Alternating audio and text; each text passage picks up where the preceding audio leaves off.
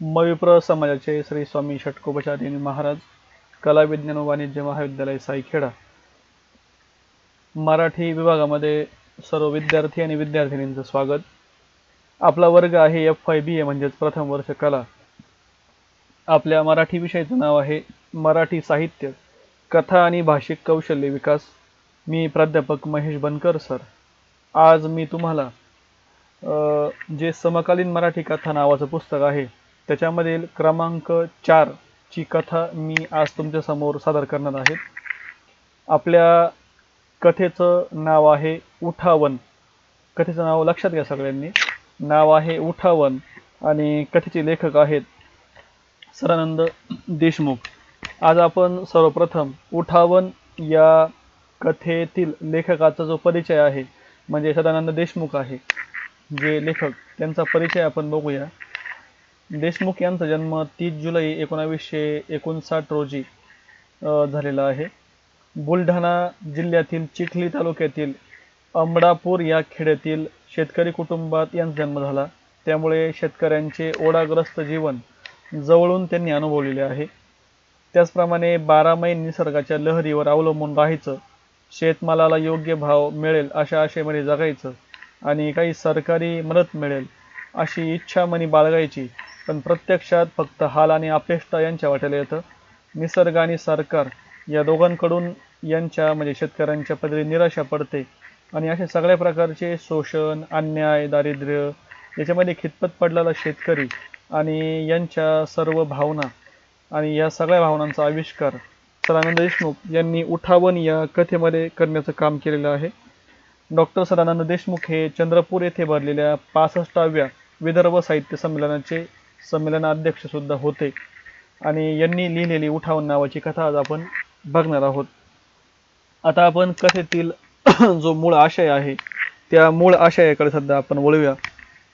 ही कथा म्हणजे काय तर ग्रामीण भाग आणि ग्रामीण भागामध्ये जे काही पिकं पाणी केलेलं असतात आणि कधीतरी सरकार काहीतरी योजना तयार करतं आणि शेतकऱ्याला खऱ्या अर्थाने याचा लाभ होतो की नाही याच्यावर आधारित ती कथा आहे. आणि जर लाभ झाला नाही तर सर्वसामान्य एखादा शेतकरी उठाव कसा करतो, त्या गोष्टीला कसा विरोध करतो किंवा एखादी गोष्ट मोडीत कसा काढतो किंवा आपल्यावर होत असलेल्या अन्यायाला तो वाचा कशी फोडतो, हा सगळा आशय या उठावन या कथेमध्ये देण्याचं काम त्यांनी केलेलं आहे.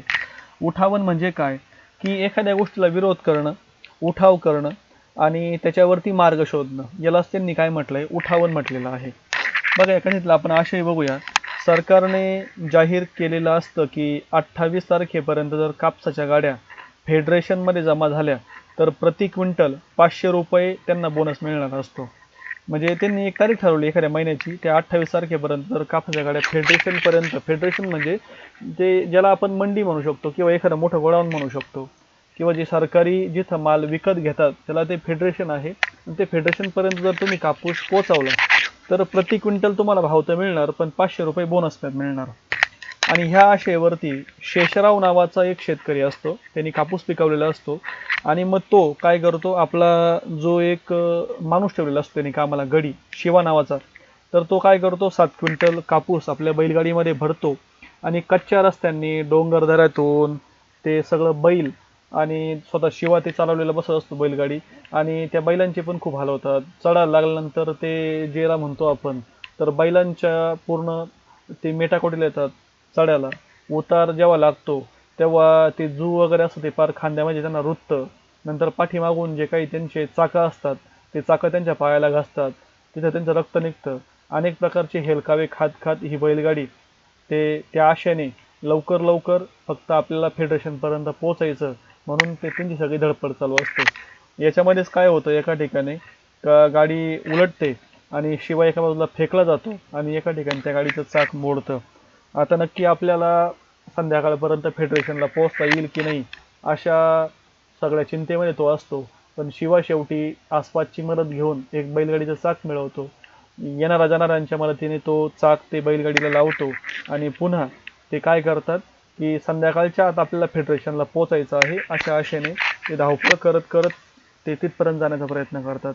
शेवटी इकडून तिकडून कच्चा रस्ता संपतो आणि खूप चांगला डांबरी रस्ता तिथं लागतो. आणि मग डांबरी रस्ता लागल्यानंतर काय होतं तर तिथे ते बघतात की आपण चाललोय बैलगाडीवरती, पण शेजारून त्यांच्या गाडीला खेटून अनेक प्रकारचे भरधाव जे वाहनं असतात, ज्याला आपण ट्रक म्हणू, फटफट्या म्हणू, जीप म्हणू, ती जात होत्या. आणि त्याच्यामधली माणसं खूप छान व्यवस्थित कपडे घातलेले, गॉगल लावलेले, केशरचना केलेले असं त्यांना दिसतात. आणि मग शेषराव जो शेतकरी असतो त्याला असं वाटतं की हे माणसं वेगळ्या दुनियेमधील माणसं आहे. म्हणजे आपली दुनिया कशी आहे तर कष्ट करायची आहे, आणि यांची दुनिया कशी आहे तर मलाई खाणाऱ्यांची यांची दुनिया आहे. म्हणजे आपली जी दुनिया आहे ती माती खाण्याची आणि यांची मलाई खाण्याची, असे दोन जग आहेत. आणि हे दुसऱ्या जगातलेच माणसं आपल्या समोर जात आहे का, अशा प्रकारे त्याला तो भास होतो. शेषरावांना पाठीमागच्या काही गोष्टी आठवतात. ते 10वीच्या वर्गात जेव्हा शिकत होते स्वतः शेषराव, तेव्हा त्यांना शाळेमध्ये चातुर्ण्य चतुर्वर्ण व्यवस्था शिकवलेली आठवते. त्याच्यामध्ये ब्राह्मण, क्षत्रिय, वैश्य आणि शूद्र अशा प्रकारचे 4 वर्ण त्यांनी अभ्यासलेले असतात. हे जे वरचे 3 वर्ण असतात ते शेवटच्या 4थ्या वर्णावर अत्याचार करायचे, असं त्यावेळेस ते शिकलेले होते. पण आता त्यांना एक नवीनच साक्षात्कार किंवा त्यांना एक नवीन जाणीव झाली. त्यांना जाणवलं की देशामध्ये आता 4 वर्ण वेगळे उदयाला आलेले आहे. त्याच्यामध्ये ते कोणते? एक म्हणजे पुढारी, दुसरा म्हणजे व्यापारी, तिसरा म्हणजे कर्मचारी आणि चौथा म्हणजे कोणता तर शेतकरी.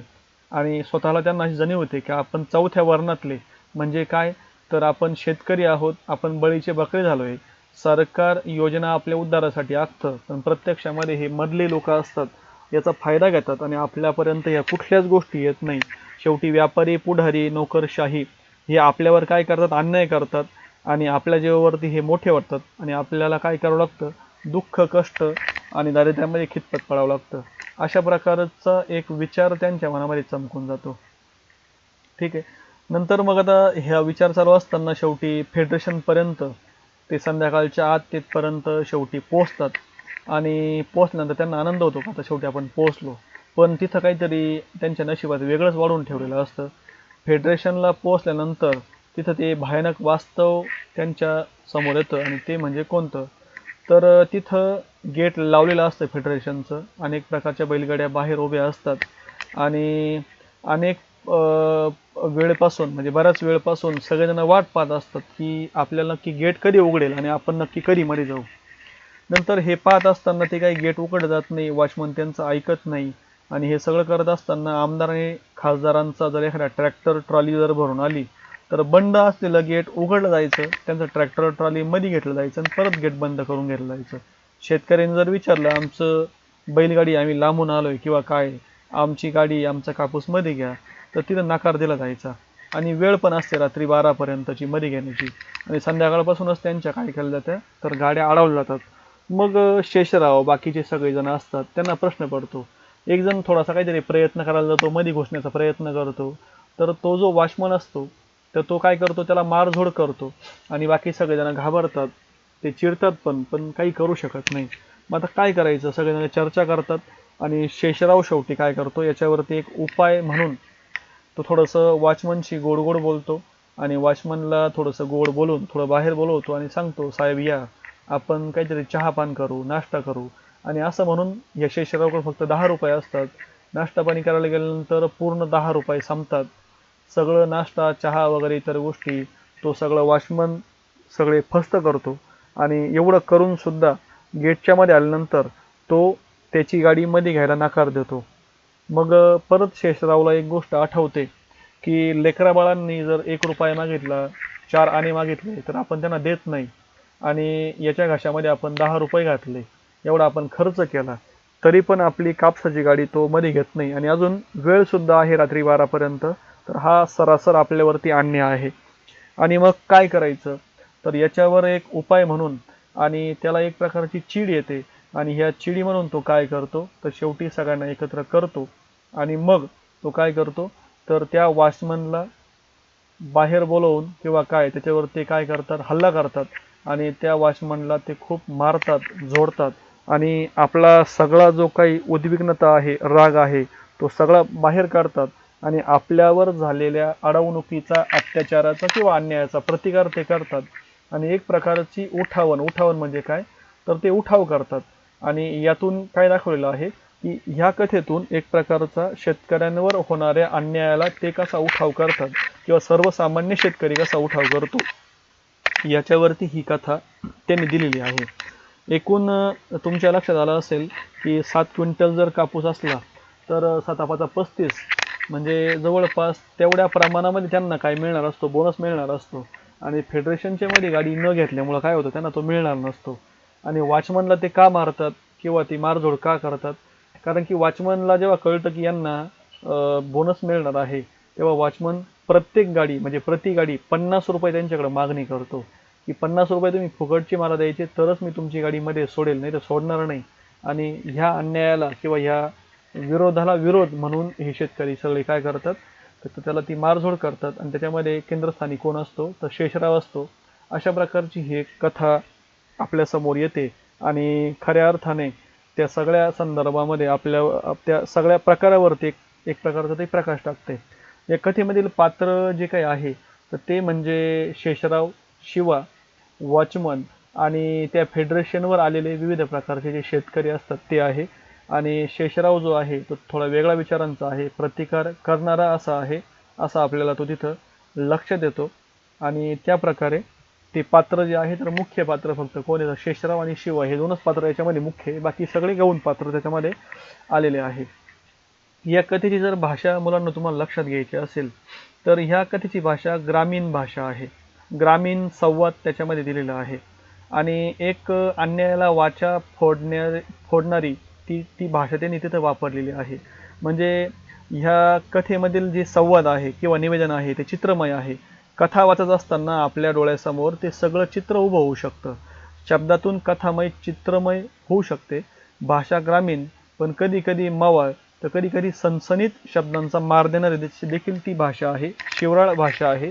आणि एक वेगळ्या प्रकारचं ग्रामीण भागातील चित्रण ह्या भाषेद्वारे आपल्यासमोर येऊ शकतं. अशा प्रकारची भाषा त्या ठिकाणी दिलेली आहे. आता ह्या कथेचा जर समारोप आपल्याला लक्षात घ्यायचा असेल तर एकच गोष्ट आपल्याला लक्षात घ्यावी लागेल, ती म्हणजे कशी की उठावाची प्रेरणा देणारी ही कथा आहे. ग्रामीण भागातील माणसं काहीही न बोलता येणाऱ्या परिस्थितीला सामोरं जात असतात आणि ते निमूटपणे सगळं सहन करत असतात. तर तसं न करता त्याला कोणीतरी विरोध केला पाहिजे आणि जर विरोध केला तरच हा प्रश्न मिटेल, नाही तर हा प्रश्न वाढत राहील, अशा प्रकारचा संदेश त्यांनी दिलेला आहे. पण ही स्थिती जर बदलायची असेल, अन्यायाला जर आपल्याला मोडून काढायचं असेल तर फक्त ते निमूटपणे सहन न करता त्या गोष्टीला, त्या वृत्तीला विरोध केला पाहिजे. आणि म्हणूनच ह्या उठावाची किंवा विरोध करण्याची प्रेरणा ही कथा आपल्याला देते. फक्त कोणतरी शेतकरी किंवा मग एखादा पुढारी किंवा सरकारच याच्यावर काहीतरी मार्ग काढेल असं म्हणत न बसता स्वतः सामान्य शेतकऱ्यांनी सुद्धा न घाबरता पुढाकार घेणं किंवा काहीतरी करणं महत्त्वाचं आहे. अशा प्रकारची पण एक एक प्रकारचा विचार सुचवणारी ही मार्मिक कथा आहे. म्हणून याचा समारोप लक्षात घेताना काय तर अडीअडचणी असतील, संकट असतील तर त्याला कुठेतरी वाचा फोडली पाहिजे आणि उठाव केला पाहिजे. अशा प्रकारचा एक चांगला संदेश ग्रामीण भागामध्ये असं घडू शकतं किंवा उठावाची नांदी यातून होऊ शकते, अशा प्रकारची ही कथा आहे. तर इथं आपण सध्या थांबूया. सगळ्यांना धन्यवाद.